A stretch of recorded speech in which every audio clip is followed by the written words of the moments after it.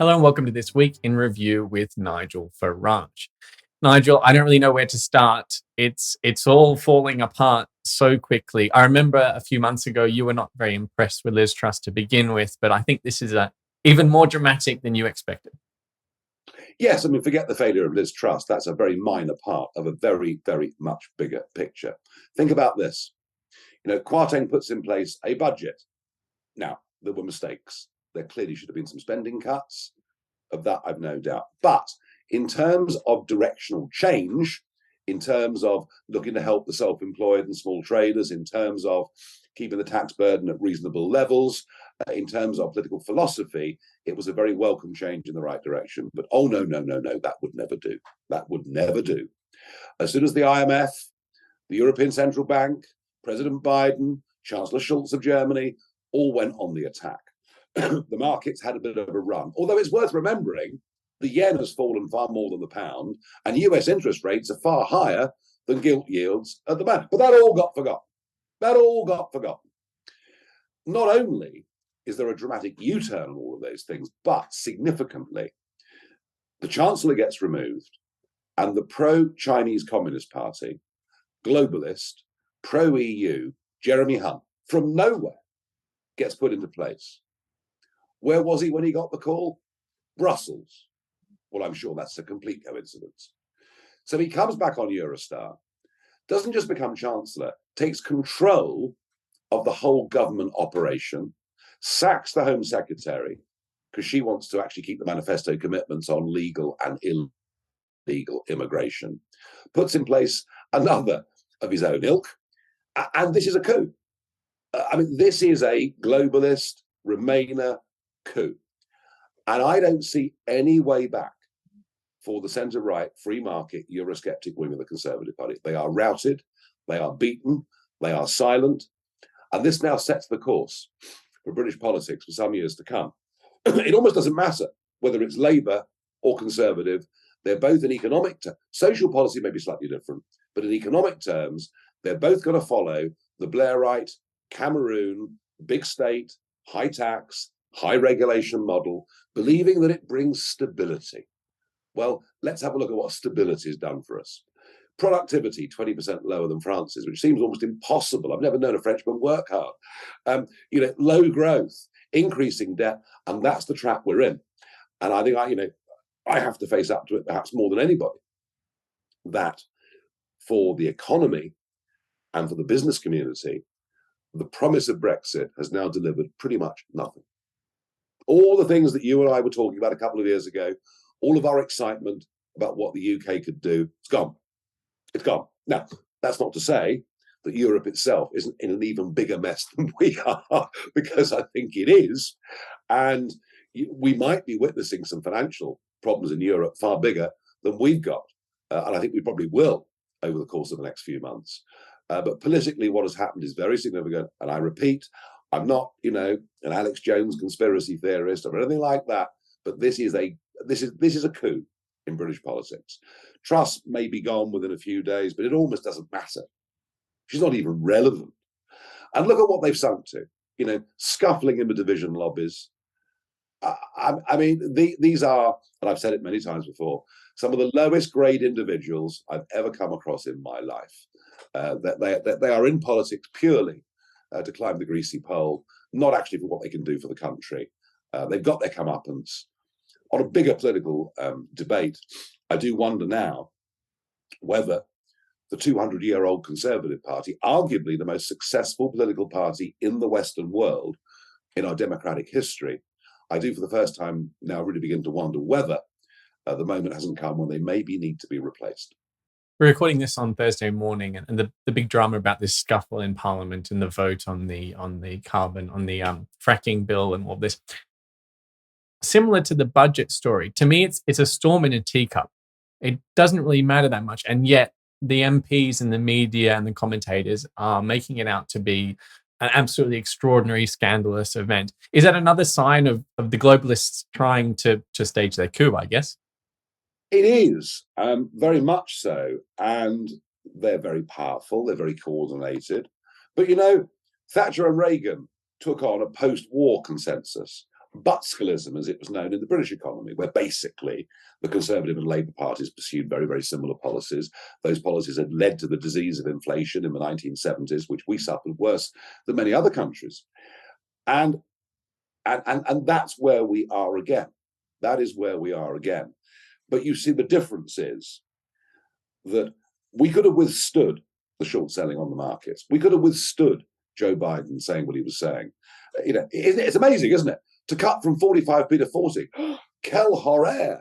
I mean, I could move tomorrow to southern Italy and get a 12% tax deal for the next 5 years. There's tax competition going on all over the world, and yet we're not allowed to change that big national agenda. The difference is, in those days, both Thatcher and Reagan had parties that were firmly behind them. They held their nerve and they won through. I'm old enough to remember the 364 economists writing to the Times to say Thatcher's budget was wrong and it was a disaster, but the party held together. And you know as well as anybody, when you make economic change, there is a lag time before you get results, and you have to hold your nerve in that period. What we've seen with the British Conservative Party is the true British Conservative Party, which actually is pretty much a globalist, just-in-time supply chain party dominated by the thinking of big business and not small entrepreneurs. What's the process if Liz Truss does resign? How's the next Prime Minister chosen? Well, who's to say? I mean, spin a coin.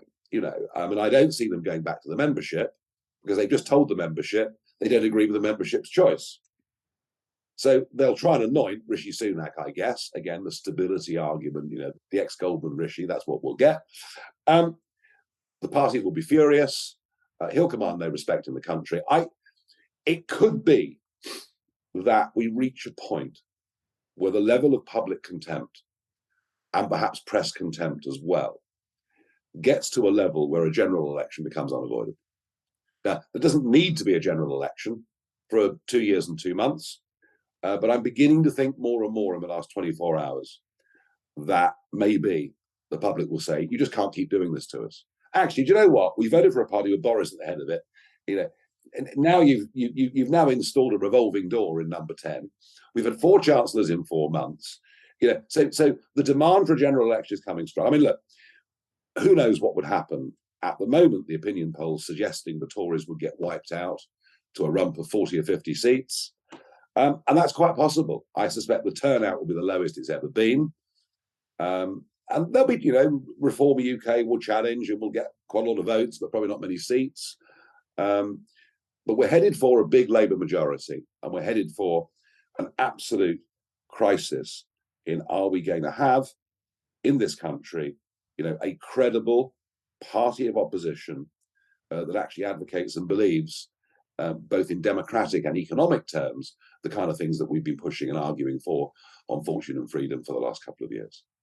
What would happen if the Conservatives win that election? Because it seems to me that there's some sort of bizarre stalemate happening here between the party membership, the country, and the MPs, and the globalists who decide what they want.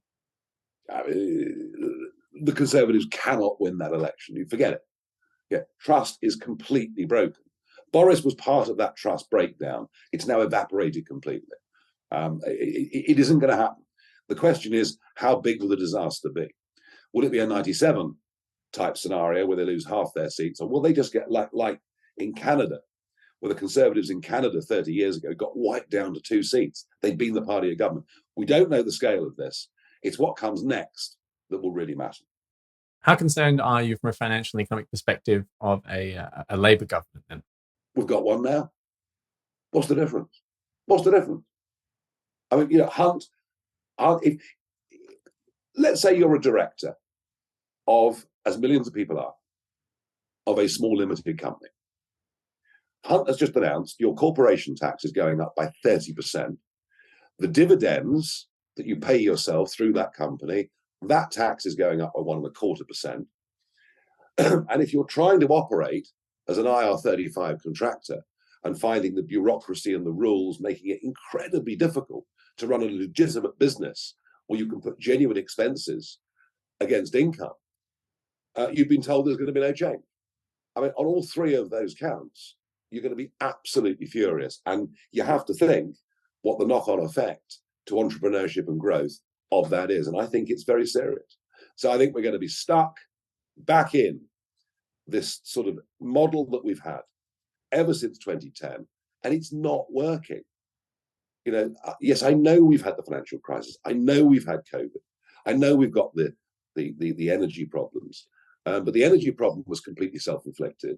The COVID damage was because we pursued a policy unlike Ron DeSantis and the Swedes. And part of the global financial crisis, well, hey, no Australian banks got bailed out. No Canadian banks got bailed out. So every time they try to blame global events on our level of national debt rising, actually the finger starts to point back towards us. So that's what we've had: increasing debt, low productivity, low growth, and now everyone's delighted. That nice Jeremy Hunt's there because we're going to return to stability. It's a form of stability that has led to failure. I'm a lot more concerned about the monetary policy side of things. We've got news now that the Treasury is going to have to bail out the Bank of England for its losses under QE policy. That bailout has begun. What do you make of this? Are you concerned about there's a fiscal death spiral that's beginning here? It's possible. Yes, it is possible. I mean, I'm not quite going there yet, but it is possible. What I do know is that the Bank of England have utterly failed at everything. We were talking about inflation 18 months ago. Even last October, they were saying, "Oh, don't worry, little heads, it isn't going to happen." Bailey was the worst choice. Failure at the FCA when he was there in charge of market regulation and protecting private clients. We need radical reform of the Bank of England as well. Again, that's another element of policy, Nick, you've just mentioned that I didn't put on my list that has represented failure. What has QE done? It's made the rich richer and the poor poorer.